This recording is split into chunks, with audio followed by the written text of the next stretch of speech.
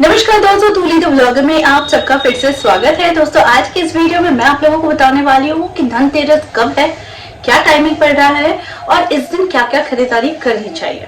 क्योंकि जिस तिथि में, विशेष तिथि में विशेष प्रयोग, विशेष उपाय आपके जीवन को समृद्ध, सुखी और संपन्न बना सकते हैं। ठीक है, तो वो सारी चीजें आज के इस वीडियो में। लेकिन हमेशा की तरह आगे बढ़ने से पहले चैनल को सब्सक्राइब कीजिए, बेल बटन को दबाइए। वीडियोस अच्छे लगते हैं तो लाइक, शेयर और कमेंट करना बिल्कुल भी मत भूलिए। आगे बढ़ते हैं दोस्तों। धनतेरस में सिर्फ सोना, चांदी, हीरे, बर्तन यही नहीं होते हैं, कुछ विशेष भी खरीदारी होती है। जिन लोगों के बजट या फिर पॉकेट सपोर्ट नहीं करता है कि सोना खरीदे, चांदी खरीदे या फिर स्टील खरीदे या फिर हीरा खरीदे, तो उन लोगों के लिए मैं बहुत छोटी छोटी चीजें लाई हूँ जिन्हें खरीद कर भी वो अपने भाग्य में 100 गुना वृद्धि कर सकते हैं। लेकिन सबसे पहले मैं आप लोगों को बता देती हूँ कि धनतेरस की टाइमिंग क्या है। तो दोस्तों, जो धनतेरस की तिथि जो स्टार्ट हो रही है वो है 22 अक्टूबर से ये स्टार्ट हो जा रही है शाम के 6 बजे से, और इसे कृष्ण कार्तिक त्रयोदशी भी कहते हैं, जो कि 22 अक्टूबर के शाम 6:05 से शुरू हो रही है, जो 23 अक्टूबर के शाम 6:05 तक ही रह रहे हैं। ठीक है, तो टाइम क्लियर है आप लोगों के पास में। इस बीच, इस शुभ तिथि में, शुभ समय में आप धनतेरस की खरीदारी कर सकते हैं। अगर आप लोग सोना, चांदी, हीरा, मोती जो भी खरीदना चाहते हैं, स्टील के बर्तन खरीदना चाहते हैं, जो भी खरीदना चाहते हैं, ये है विशेष स्थिति। लेकिन जैसा मैंने कहा कि बहुत सारे लोग हैं जो लोग अफोर्ड नहीं कर पाते हैं कि सोना, चांदी, हीरा या फिर बर्तन ये सारी चीजें खरीद पाए उस दिन। उन लोगों के लिए कुछ घरेलू चीजें मैं बता रही हूँ जिनको खरीदना बहुत ही फायदेमंद रहता है। ठीक है, खास तौर पर अगर आप श्री यंत्र भी स्थापित करना चाहते हैं तो धनतेरस के दिन कीजिए। ये बहुत ही जीवन में माता लक्ष्मी का अपार कृपा, अपार धन, अपार समृद्धि आपको प्रदान करेगी। साथ में माँ लक्ष्मी आपके ऊपर बहुत प्रसन्न रहेगी। तो अब मैं बताती हूँ और क्या क्या विशेष चीजें आप खरीद सकते हैं।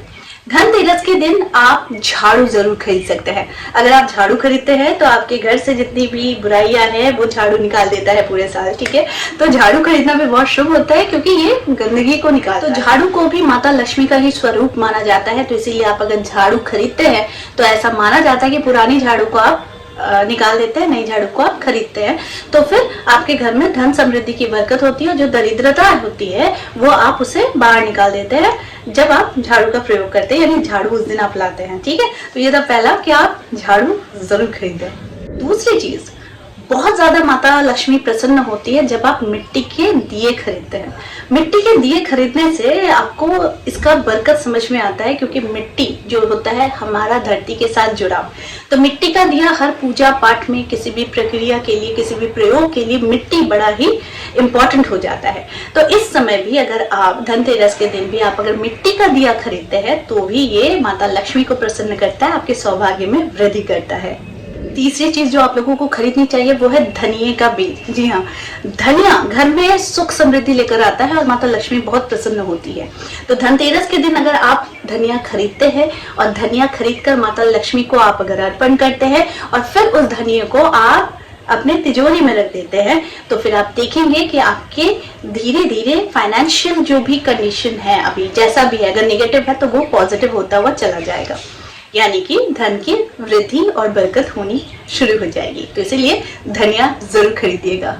सबसे इम्पोर्टेंट चीज, इसे तो धनतेरस के दिन जरूर खरीदिएगा, वो है गोमती चक्र।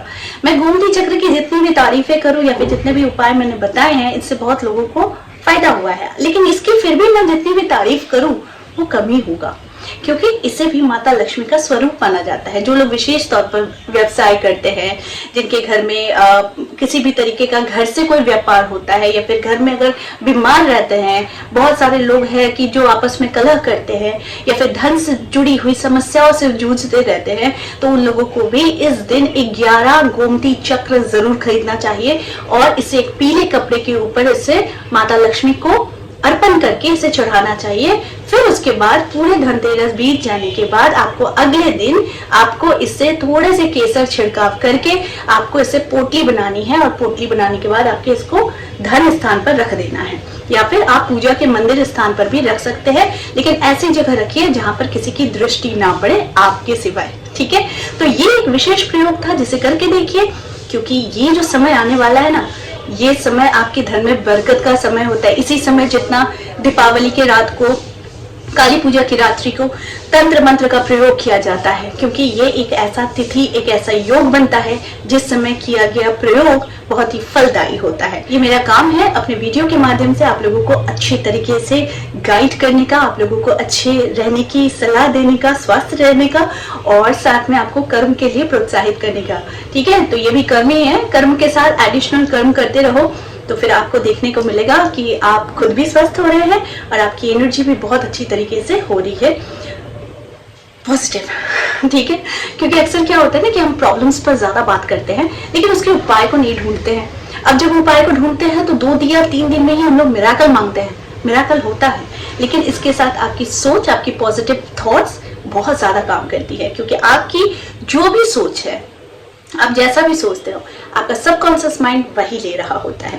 तो ये जो प्रयोग बता रही हूँ, ये जो उपाय मैं बता रही हूँ, ये सारी चीजें जो है ना, ये बिलीव के ऊपर काम करती है। तो आप अगर इसको विश्वास के साथ करेंगे और फुल पॉजिटिवनेस के साथ करेंगे प्रयोग में, तो डेफिनेटली इसका रिजल्ट आप लोगों को मिलेगा।